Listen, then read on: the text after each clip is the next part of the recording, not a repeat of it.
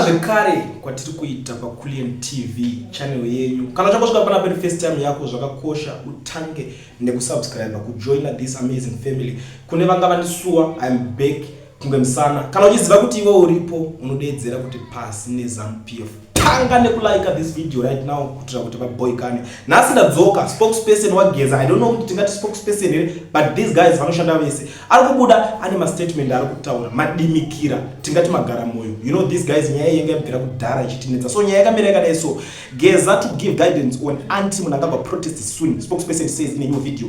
A soldier, a good commander is one wins the war with minimum loss, but the best commander is one who wins the war without firing a bullet.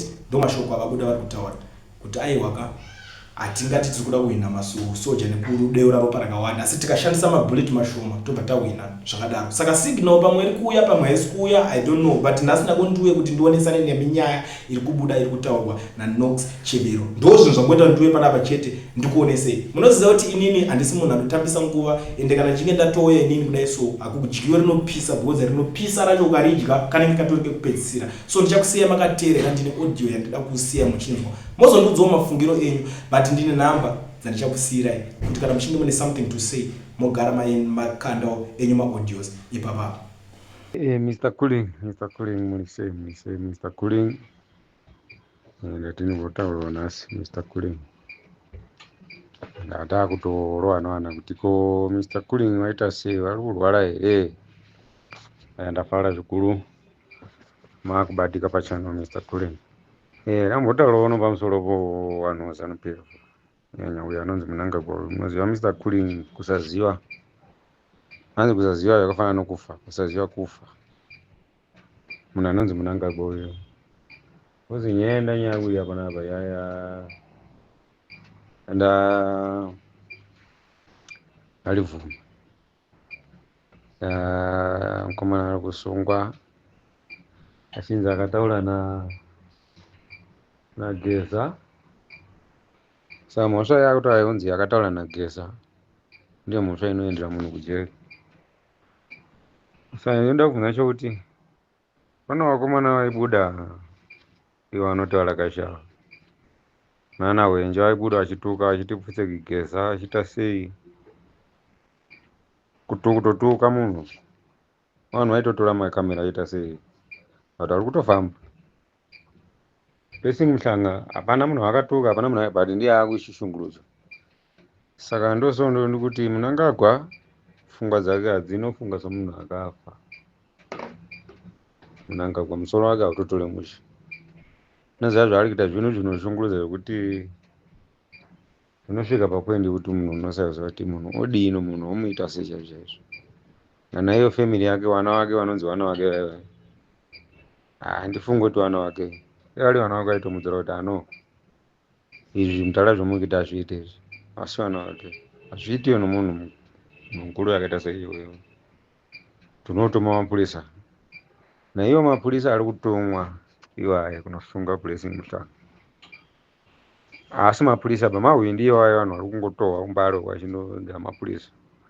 Kozi kana kuti mupurisa wakaenda kubasa haubvumi kuitwa zviitisa zvisizvo. Zvakafanana kana ini ndikatopinda pabasa Kulen ndikapinda pabasa ndichinzi shanda zvinhu zvisiyo ndisi kuona kuti izvi hazviite handibvume kushanda because ndiri pabasa asi handibvume zvisingaiti hazviite zvinani kuti basa ritopera.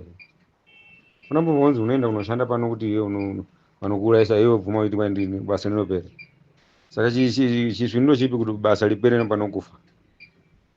Haufaniri kuita zvinhu zvisingaiti kuitisa zvinhu zvisingaiti.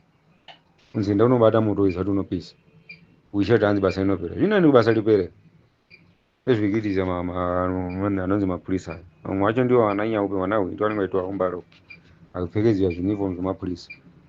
But chinhu ndinoda kuudza ndechekuti chimwe nechimwe chine nguva yacho. Kuno nguva yekuzhara kuno nguva yekukohwa kuno nguva yekuchema kuno nguva yekufara. Saka vanofanira kuziva ndechekuziva kuti iye mapurisa kuita izvozvo izvi kuno nguva zvichapera zvavari kuita izvi. Vanofanira kuziva zvichapera zvichakwana nguva because nyika ndeyaMwari isi tiri vanhu vaMwari guys. Zimbabwe nyika yaMwari. Ivo manje vakutoitora nyika kuita yavo manje isisi vakutoita vanhu vaZANU PF isati vanhu vaZANU PF guys because haisapoti chimusangano chinogara vanhu vasingatore musheve. mapenzi iwayo anodoka isapota ZANU-PF. Saka chimwe nechimwe chinongoya zvinofanira kuziva kuti zvichapera zvese zvavari kuita izvi zvichapera. Nana Mugabe vaitorema vaitoti this is my country, this is my people, ndichatonga kusvika madhonga amira nyanga, asi haana kuzomboto madhonga nanhasi asati atomira nyanga, asi anga atopapo pasvikapo. Ndizvo iyo vakuru iyo tsano auya kuti kwai 2030 ndiripo. Unenge uripo uchienda ku 2030 yacho, unenge waisvika here? Uri Mwari mumbozviziva kuti mangwana acho unomuka uribereka kuti kwai 2030 ndiripo, uchiite futi 2030. Ndozvokutoona kuti akazvavari kuita izvi. Pochibudawo vanhu vanenge vachishandisiwapo pa 2030 vamunangagwa varipo. Apa hazive chinonzi kambani kubasa, asati ambosinza asati amboenda kunonzi kubasa. Vana vari kudzinga uchokora asi kuuya kusapota kuti kwai 2030 Mnangagwa anenge aripo. Achiitei Mnangagwa achiuraya nyika zo? Muzvipatara ndomukusungwa nemakadhibhokisi. Asi wouya murume mukuru kuti kwai 2030 Mnangagwa ngaaende kutodini. Vamwewo ndivo vakupuwa motokari namavhara zipo vakutaura kuti zvinobasa rese. Unoziva mwana vanorasika nguva yekupedzisira kurima. Kurasika nguva yekupedzisira chaicho. But izvo ndinoziva nechekuti zvinhu kana zvakusvika kumagumo ndozvinoita izvozvo. Ndozvinoita hakuna kwakutopera kwezvinhu. Ndinofanira kuziva kuti kupera kwazvo kuna chisingaperi, chisingaperi hanzi chinoshura. Ngavaitawo zvavari kuita but ndokupera kwazvo. Ivo mapurisa akushandisa muNew Zimbabwe ngavarowe pasi vanhu ivo. Ngavaripere basa. Uye vanofanira kunge vari mapurisa kwaita vana nyawo pa nhonge yamumbara vachiita sei. Ngavarowe pasi. Sida kumbonzwa nezvavo. Because vanhu vamusoro vautore mucho. Vanhu munyika vari kutambura hamuna mabasa, hamuna kuita seiko zvino izvi vakutora vakupinda vanhu mudzimba itora vanhu mazisha. Unotora mazisha mudzimba.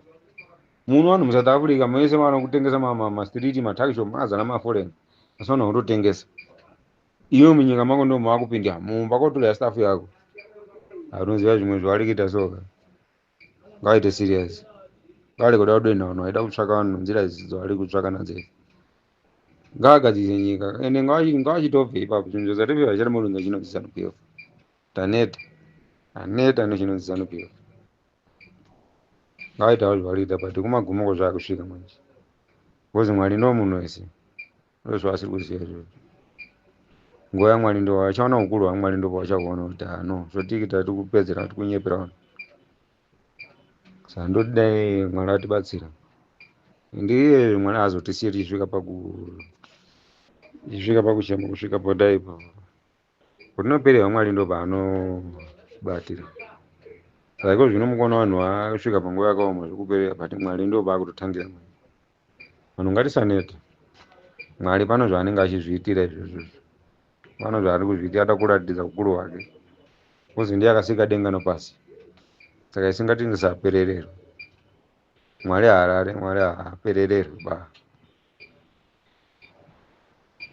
Saka ngavaitawo zvavari kuita. Mnangagwa iye ari kutozviziva kuti panapa hapaisina changu. Dai ndaisangana naye ndaimudhonza chisikavha icho kuchipisa nomoto. Chisikavha chano ndaisangana naye Mnangagwa. Ndaichidzonda chisikavha kwauchiisa moto. Chisikavha chinoduka chakandokosheka munhu uchipisa uchiita sei. Umwana uchibvisa kwauchiisa moto icho. Masatanizi anodoka achida kushungurudza vanhu. Zvichapera zvese izvi.